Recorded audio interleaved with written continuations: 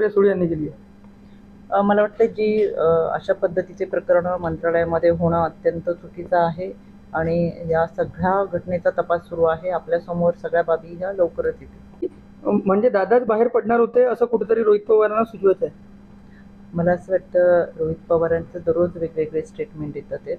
यामध्ये आमचे राष्ट्रीय कार्याध्यक्ष आदरणीय प्रफुल्लभाई पटेल असतील, प्रांताध्यक्ष सुनीलजी तटकरे साहेब यांनी आपल्या सगळ्यांशी अतिशय सविस्तरपणे या विषयाशी संवाद साधलेला आहे आणि ज्या घटना घडतात आहेत, खरं तर दादांच्या जाण्यानंतर मी वहिनींचं मनापासून कौतुक करेल. आम्हाला त्यांचा अभिमान वाटतोय की चौथ्या दिवशी त्यांनी खऱ्या अर्थानं ती जबाबदारी पेलली.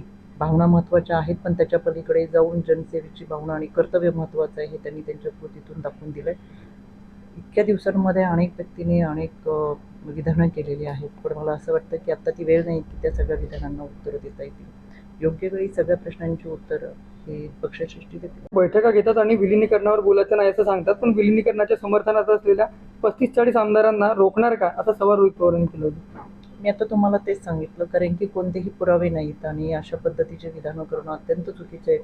त्यांच्याकडे या सगळ्या विधानांचा, या सगळ्या बातम्यांचा जे काही पुरावे असतील तर ते त्यांनी समोर मांडावेत. आणि रुपाली चाकणकर या फक्त माध्यमांसमोर येऊन बोलतात, पण महिलांसाठी प्रत्यक्षात ते काही करत नाही. मोतीबिंदूचा ज्यांना त्रास आहे त्यांच्यावर आम्ही काही फार बोलू शकत नाही. आम्ही तसं असतं तर मी भंडाऱ्यामध्ये दुसऱ्यांदा आली आणि वेगळ्या पद्धतीचं सांगायची आम्हाला गरज नाही. आम्ही काम करतो. विरोधकांमध्ये राहून केवळ सत्ताधाऱ्यांवर बोलणं हे चर्चेत राहणं आणि आपल्या विरोधकांवर सत्ताधाऱ्यांवर टीका करणं हा विरोधकांचा एकमेव कार्यक्रम आहे.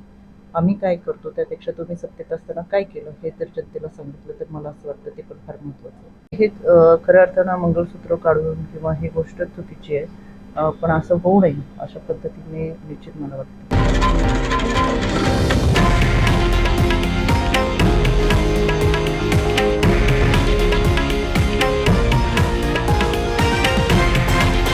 हे आहे देशातील नंबर 1 न्यूज नेटवर्क आणि आपण पाहत आहात TV9 मराठी, एकमेव.